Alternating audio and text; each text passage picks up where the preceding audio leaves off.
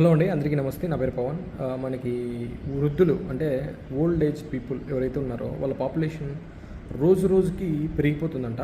For example తీసుకుంటే మనకి recent studies ప్రకారం దాదాపు 13 కోట్ల మంది ఈ 60 ఏళ్ళు దాటిన వాళ్ళు అయితే ఉన్నారంట. అదేవిధంగా 2050 నాటికి వీళ్ళు పర్సంటేజ్ టోటల్ పాపులేషన్ పర్సంటేజ్ వచ్చేసి మన దేశంలో 20.8% చేరుకుంటారంట. అంటే మనం అర్థం చేసుకోవచ్చు ఎంత తీవ్ర స్థాయిలో ఈ ఓల్డేజెస్ ఉంటాయో, ఈ ఓల్డేజ్ పీపుల్ అనేది పెరిగిపోతారో. అదేవిధంగా అట్ ది సేమ్ టైం 2046 కల్లా జనాభాలో ఈ వృద్ధుల సంఖ్య అంటే ఈ 60 ఇయర్స్ అబోవ్ వాళ్ళ సంఖ్య ఆల్రెడీ చిన్నపిల్లల నెంబర్ని క్రాస్ చేసి వెళ్తుందంట.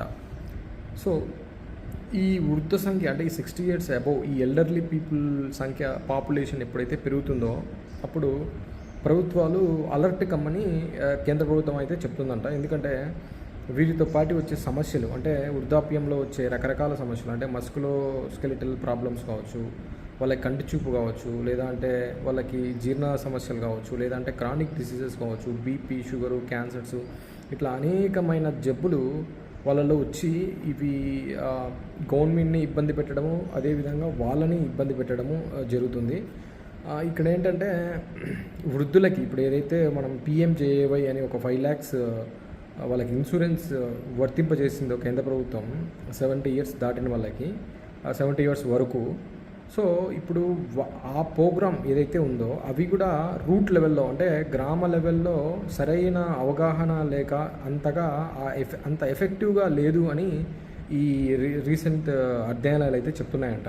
ముఖ్యంగా ఏంటంటే కొన్ని రాష్ట్రాలు తమిళనాడు, తెలంగాణ, ఆంధ్రప్రదేశ్, కర్ణాటక, కేరళ ఈ రాష్ట్రాల్లో కేంద్ర ప్రభుత్వం ఏం చెప్పిందంటే మీరు ఇప్పటి నుంచే ఓల్డ్ ఏజ్ పీపుల్ ప్రొటెక్షన్ కోసం, వాళ్ళ హెల్త్ కోసం ఒక ప్రణాళిక సిద్ధం చేసుకోండి.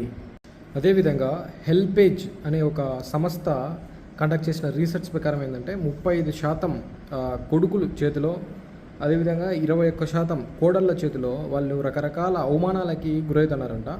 అలాంటి అవమానాలకు వాళ్ళు గురైపోయి వాళ్ళ ఆత్మహత్య దిశగా వెళ్తున్నారంట.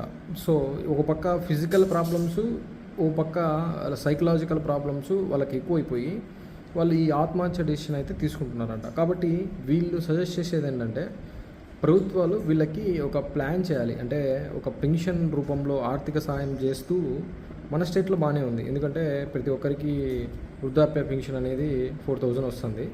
సో ఇట్లా పెన్షన్ అనేది ప్లస్ ఆర్థిక సాయం అనేది, అదేవిధంగా వాళ్ళకి ఫ్రీ మెడికల్ కేర్ అంటే ఈజీ యాక్సెస్గా ఉన్నటువంటి, ఇప్పుడు ఫర్ ఎగ్జాంపుల్ విలేజ్ క్లినిక్సే కావచ్చు, అలాంటి వాళ్ళకి ఇక్కడ సదుపాయాలు కల్పించాలి, ఫెసిలిటీస్ కల్పించాలి అని వీళ్ళు చెప్తున్నారు. ఒక పక్క ఇండియా వచ్చేసి అతిపెద్ద ఆర్థిక దేశంగా అభివృద్ధి చెందుతున్న టైంలో ఇలాంటి వయోవృద్ధులని కూడా దృష్టిలో పెట్టుకోవాలి అని వీళ్ళు చెప్తున్నారు. ప్రపంచ ఆర్థిక శక్తిగా ఎదుగుతున్న మన భారత్ ఏదైతే ఉందో ఆ భారత్ ఆర్థిక శక్తిగా ఎదుగుతూ సో ఇలాంటి వాటిపైన కూడా దృష్టి పెట్టాలి అని చెప్తున్నారు. ఎందుకంటే ఒక పక్క వృద్ధాప్యం జరిగిన వాళ్ళ జనాభా సంఖ్య పెరుగుకుంటా పోతే సరైన వైద్య సదుపాయాలు లేక, సరైన ఇన్సూరెన్స్ లేక, సరైన వాళ్ళకి ఆర్థిక బాసట లేక, ప్లస్ ఆ ఫ్యామిలీ మెంబర్స్ కూడా సరిగ్గా లేకపోతే ఈ బర్డన్ అంతా రేపు పొద్దున ఎక్కువైపోయి ప్రభుత్వం మీదే పడేదానికి అవకాశం ఉంటుంది, ప్రభుత్వానికి చెడ్డ పేరు తెచ్చేదానికి అవకాశం ఉంటుందంట. సో ఇది ఎకనామిక్ పరంగా ప్రభుత్వానికి కూడా కొంచెం ఇబ్బంది కలిగించే విషయమే.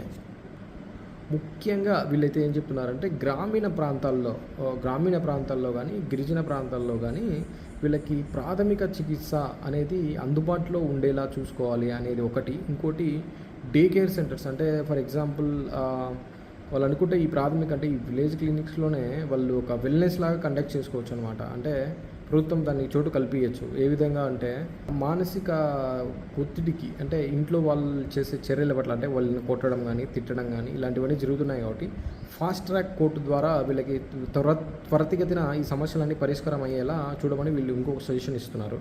అదేవిధంగా వీళ్ళకి ఇంకొక థర్డ్ పాయింట్ ఏంటంటే మెంటల్ స్టెబిలిటీ. అంటే వీళ్ళకి సైకలాజికల్గా కొన్ని ఇబ్బందులు ఉంటాయి కాబట్టి ప్రాథమిక ఆరోగ్యంలో భాగంగానే ఈ మెంటల్ హెల్త్ని కలిపేయాలని వీళ్ళు చెప్తున్నారనమాట.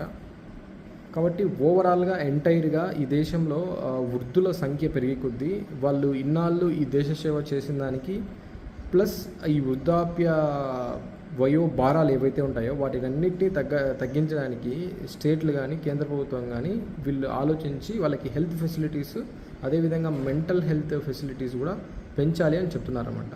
Thank you.